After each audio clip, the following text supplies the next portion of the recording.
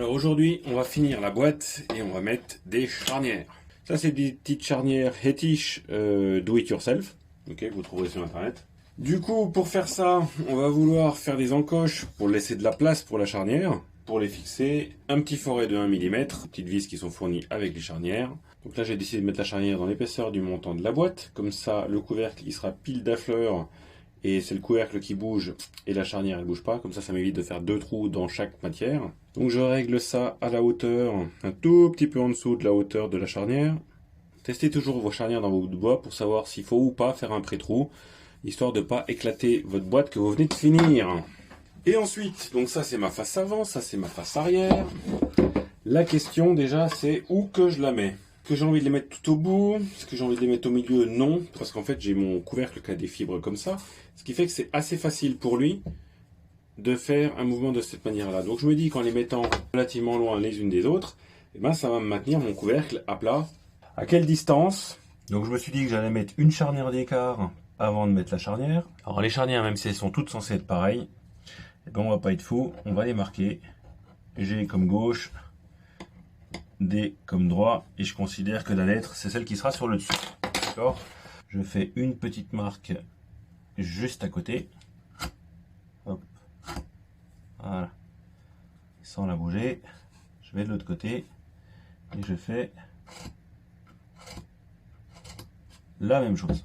À droite, je fais la même chose. J'utilise la charnière de gauche comme marge. Oh merde! Ok, donc là j'ai mis l'emplacement de mes charnières. Donc là tu retrouves les marques, on va faire une trace au trusquin qui va juste avant la marque et qui s'arrête avant la suivante, ok? Comme ça on n'a pas de marque en dehors. On fait la même chose à l'intérieur. Là j'ai été trop loin. Tu vois, j'ai été un petit peu trop loin, il y aura une marque qui va se voir. Soyez attentifs, hein, c'est des détails comme ça qui font que c'est joli ou que c'est moche. Là j'ai merdé. Vaut mieux être un tout petit peu trop court, de toute façon vous continuerez au ciseau. Donc je vous cache pas que je me suis entraîné plusieurs fois pour voir quelle méthode me plaisait le mieux, avec laquelle je faisais des meilleurs résultats. Bon, mon point de vue à moi, qui vaut ce qui vaut. Comme la pièce est déjà assemblée, je me sens pas taper sur la boîte à coups de maillet. Et du coup, en fait, celle que j'ai l'impression de préférer, c'est un trait de scie au début, un trait de scie à la fin pour marquer le coin. Et ensuite, on creuse au fur et à mesure avec le biseau. Donc c'est ce que je vais faire sur la boîte, parce qu'après les 4 essais, en fait, c'est la solution dans laquelle je me sens le plus rassuré pour l'instant. Je n'ai pas assez d'expertise pour dire laquelle est bonne, mais je suis capable de vous dire ce que je ressens quand je le fais. Donc c'est parti, priez avec moi que je fasse pas de conneries. Je sais pas si vous vous souvenez, mais je vous avais dit, elle est bien cette lumière. Vous voyez bien, moi je vois pas de zob. Donc, j'ai pris une petite lampe USB avec une batterie USB, et que la lumière soit. Donc là, moi je vois bien les lignes à l'arrière, avec la lumière normale, je vois les lignes de ce côté-là. Donc c'est pas parfait, mais ça me permet au moins de voir correctement les ombres et les reflets, et notamment la rainure qui est là, pour savoir jusqu'où je dois descendre.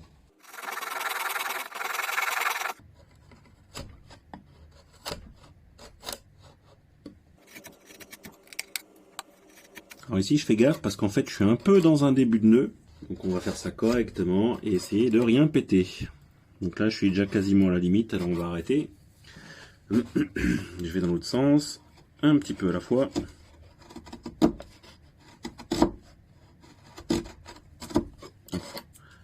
J'y vais plus horizontal que vertical, histoire de bien ramener en arrière. Tu vois, je ramène en arrière à chaque fois pour enlever un petit peu sur une plus grande surface. Mais j'y vais doucement. Hein. Là, je trouve que je prends déjà beaucoup. Parce que aussi, je prends le talon, tu vois, je prends le talon et je m'appuie dessus. Comme ça, je suis sûr de ne pas creuser plus que ce dont j'ai envie.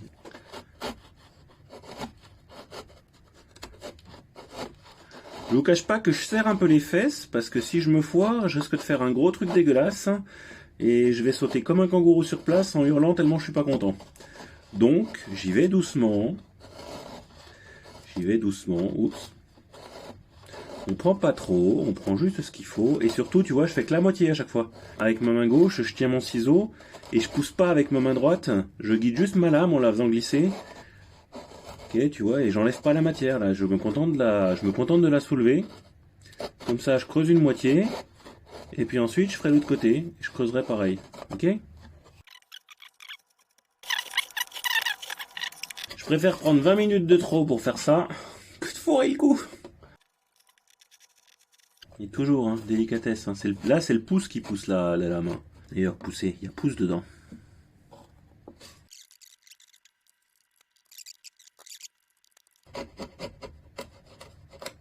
Puis écoutez, hein, t'entends les crac-crac quand ça fait des fois?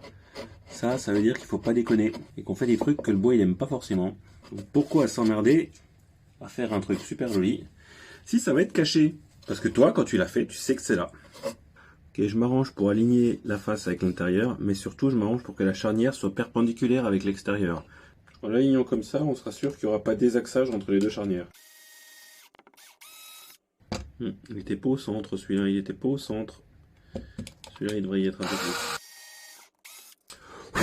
Donc pourquoi j'ai fait des pré-trous? Alors oui, ça fait un peu moins de mordant, ça fait un peu moins de prise pour la vis, mais au moins je suis sûr que j'éclaterai pas le bois en vissant la vis. Parce que l'épaisseur, elle est quand même épaisse, il y a 8 mm de bois d'épais, mais je trouve que c'est quand même pas beaucoup. Et puis, franchement, je préfère pas prendre de risques après avoir mis autant d'heures dans le travail de cette petite boîte. Et pareil, à destination de tous ceux qui serrent comme des bourrins, pas besoin de serrer fort, sinon tu vas encore tout niquer les filetages. Hein?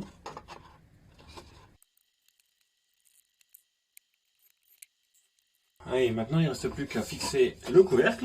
Et ça, c'est la raison pour laquelle je n'avais pas raboté les extrémités ici. Tout simple, c'est qu'au moins je sais que quel que soit l'endroit où je le mets, et ben c'est une variable de moins à ajuster. Donc là, ce que je veux faire, je le mets à fleur de là où il doit être. Et je vérifie bien que je suis au niveau de la fin des gonds. Je vais regarder où c'est que je me positionne là. Et je vais regarder ce que ça donne de l'autre côté. Là derrière, j'ai mis une petite cale qui est à peu près de la bonne hauteur pour que le couvercle il soit en appui sur quelque chose pendant que je mets les petits trous. Et là, je vous cache pas que je vais faire des petits trous, mais genre pas profond du tout. Et que là, par contre, la vis, oui, la vis, elle ira jusqu'au bout. Ça, c'est juste pour faire un marquage. Alors, ça va super vite hein, de percer. Hein. Donc, faut bien repérer jusqu'où tu perces.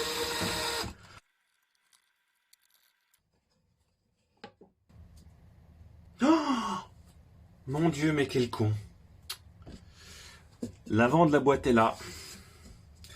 Donc j'ai mis le couvercle à l'envers. Putain! Encore heureux que j'ai fait que 2 petits trous.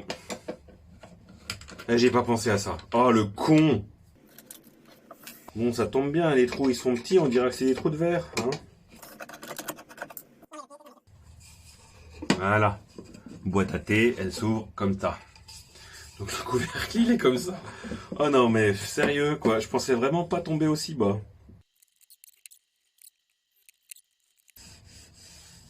Ah non! Putain, mais comment je me suis démerdé? Ah, je l'ai mis trop en arrière. Putain. Alors, on va essayer de rattraper ça. On va profiter qu'on a fait que 2 trous. Donc ça, c'est la raison pour laquelle, honnêtement, je pense qu'il ne faut pas jamais raboter la longueur du couvercle avant de l'avoir fixé. Parce que comme ça, tu rabotes une ligne, tu l'alignes ici. Comme ça déborde de tous les côtés. Et après, eh ben, tu as quand même de la marge pour peaufiner ta boîte. Donc là, ça va, je m'en sors pas mal. Avec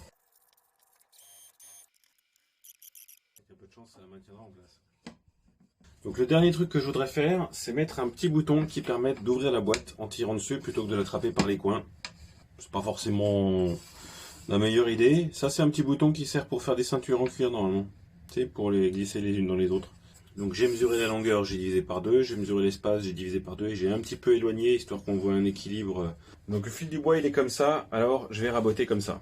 Je vais mettre un petit serre-joint pour le maintenir ensemble.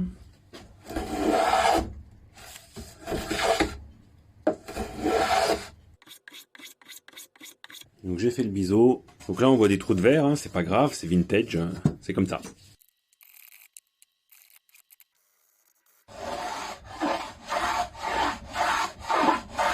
Encore un petit peu, il n'a pas la même gueule que les autres. Petit coup de papier pour casser les angles. Donc maintenant pour finir cette boîte avant la finition, il ne reste plus qu'à mettre ce petit téton. Donc il y a un truc qui sera posé par-dessus. Et il faut un trou pour la vis qui va par-dessous. La vis, elle n'est pas assez épaisse pour tout traverser. Donc non seulement je vais devoir faire un trou pour le passage du corps de la vis, mais en plus il va falloir que je fasse un trou plus large pour faire rentrer la vis dans l'épaisseur du bois. Ok ? Déjà, premier truc, mesurer le diamètre de la vis. En dessous, je mets une planche sacrificielle pour être sûr de ne pas avoir d'éclatement de l'autre côté. J'appuie très fort, je perce bien droit à l'emplacement qui était prévu. Déjà, sur le dessus, c'est propre. Sur le dessous, c'est propre aussi. C'est maintenant que soit on pète tout, soit on termine. Je sais que j'aurais dû commencer par celui-là. Et on met à profit tout ce qu'on a appris pendant qu'on sculptait les lettres. Tadam! Bon, ça, c'est pas le truc le plus heureux qui soit. Mais pour un premier essai, franchement, je vais pas me plaindre. Je vais poncer les bords du trou pour qu'il soit joli. Bon, bah maintenant, il reste plus que la finition. Allez, ce coup-ci pour le finish, huile de lin au pinceau, on l'a bien noyé. Je l'ai appliqué au pinceau partout sur la base. Et maintenant, je vais faire le couvercle.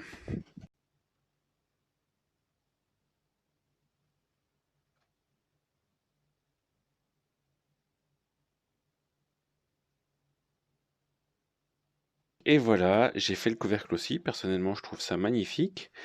Maintenant, je vais laisser tout ça imbiber pendant à peu près un quart d'heure, 20 minutes.